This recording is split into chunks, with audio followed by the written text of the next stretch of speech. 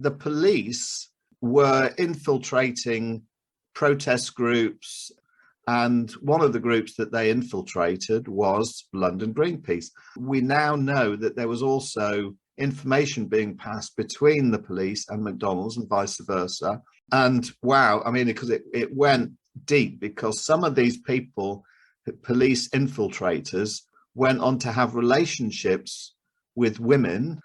It's just completely horrendous that this happened and has traumatized these women. Hello everyone, that was a segment from my interview with Daniel Thompson-Mills, where he talked about his book, The Myth That Viruses Cause Disease. The full interview is available on all my other platforms and linked to in the info box.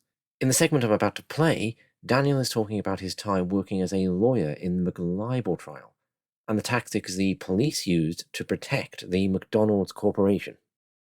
I was very into animal rights and environmental issues, and although I was working as a solicitor, I felt very much that I didn't want to be part of the corporate world, and that led on to getting involved in something called the McLibel case, which was a trial of two people, Dave Morris and Helen Steele, being sued by McDonald's, the fast food chain, for libel over a leaflet called "What's Wrong with McDonald's? Everything They Don't Want You to Know."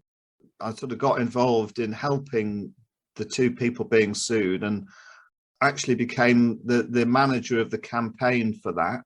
And that took over my life for 5 years.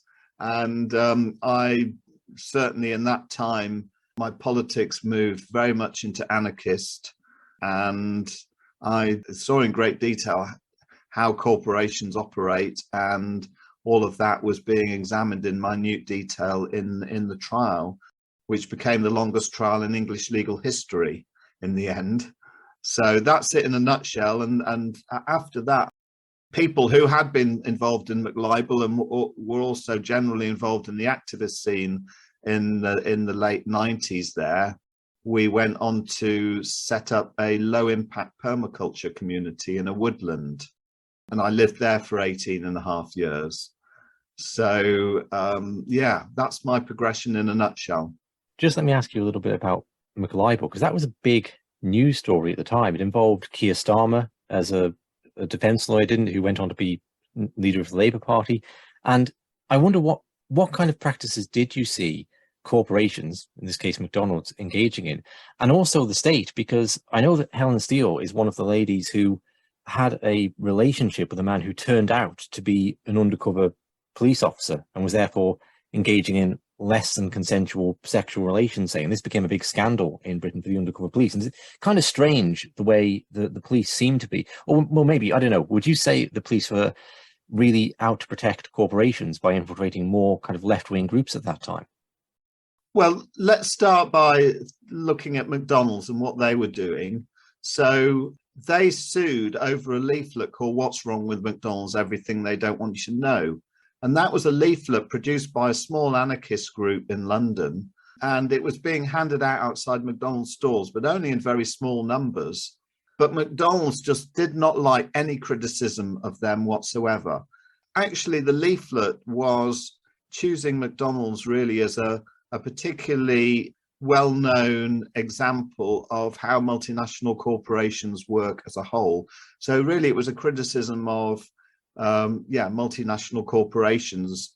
And obviously with the Ronald McDonald character, there's a particularly insidious aspect to McDonald's.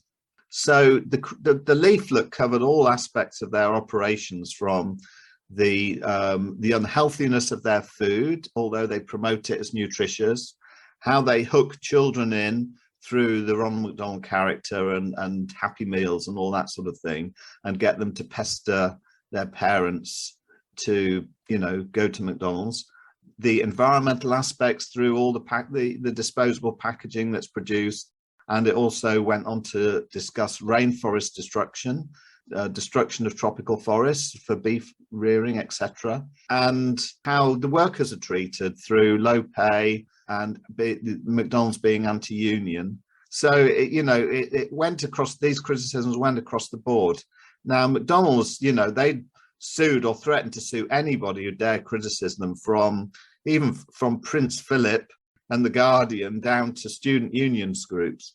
So they were paranoid about any criticism and sued for libel. Now, prior to that, they had actually employed not one, but two firms of private investigators to infiltrate this very small anarchist group that was really at the time on the verge of folding, because there wasn't enough people coming along to the meetings.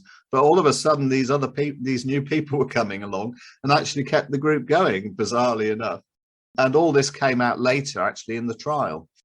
At the same time, the police were infiltrating protest groups a lot. And one of the groups that they infiltrated was London Greenpeace. We're talking about the Metropolitan Police here. And we now know that there was also information being passed between the police and McDonald's and vice versa through their combined investigations into groups like London Greenpeace. And wow, I mean, because it went deep, because some of these people, police infiltrators, not only in London Greenpeace, but in other groups, went on to have relationships with women, men having relationships with women. It's just completely horrendous that this happened, and has traumatized these women, because, Helen Steele, who was one of the McLibel defendants, it had happened to her, and the person that was, undercover while having a relationship with her made out he had mental issues and all of a sudden disappeared. Now, she was distraught. She was, completely in love with him. She thought that it was just a normal relationship. And she spent years looking for him. And it was only when she went into the register of births and deaths, she found the birth certificate and realized that this was the birth certificate of somebody who died very young as a child. And she realized what had happened at that point. And anyway, cut a long story short, all of this police shenanigans is now being examined in minute detail in a very long-running public inquiry, which is generally called the Spy Cops Inquiry, but is receiving very little attention in the mainstream news. Yeah, it's amazing. I mean, you think if the McDonald's spies had done that, because there were some women who, I don't know, I can't remember if Helen was one of them, just started reading her book. But some of the women got pregnant through these police officers. Yes, I know. It went that far. Yeah, imagine if McDonald's had done that. I think it really would have damaged them as a company. And yet the Metropolitan Police kind of skip out of these things. Indeed. With some scrutiny in The Guardian, but no real impact. They hand over some public money, but that's it. Yes. Well, some of these women have actually, managed to get financial compensation. But even so, it doesn't make up for all the trauma that they received. I've been interested in the 9/11 truth movement, and I've been interested in this as an offshoot of that, the 7/7. And there's a lot of speculation in truth movements around police infiltration and people who seem to come into the movements and disrupt or plant very dodgy narratives. Yes. Like the most interesting one was David Shayler, the MI5 whistleblower, Yes. who dropped some interesting information about Libyan assassination plot that MI6 were hatching for Colonel Gaddafi, and some stuff about the IRA bombs, and then inserted himself into the 9/11 truth movement. And then 2 weeks later was talking about holographic planes. And then 2 weeks after that was declaring himself to be the son of God. And I've spoken to a journalist who knew Shayler and rejected any sense that he could be a double agent. He says he's a really pitiful figure now. He's living under a bridge somewhere without any shoes. And I just wonder how far people would go in this, because it leads to kind of endless speculation. But it's amazing to see how far the Metropolitan Police would go to infiltrate a small group of anarchists who don't seem to be harming anyone and are only a danger maybe to corporations. Well, yes. I mean, now, of course, the surveillance that can be done is so much more sophisticated through the internet and tracking people's phones and stuff. So it's probably not actually so necessary to have actual physical people infiltrating, because, I'm sure the agencies have many ways that they can just, keep tabs on everybody otherwise. Thanks for listening. I might post some more clips here, but please check out the full interview as well as Daniel's book, The Myth That Viruses Cause Disease, all linked to in the info box.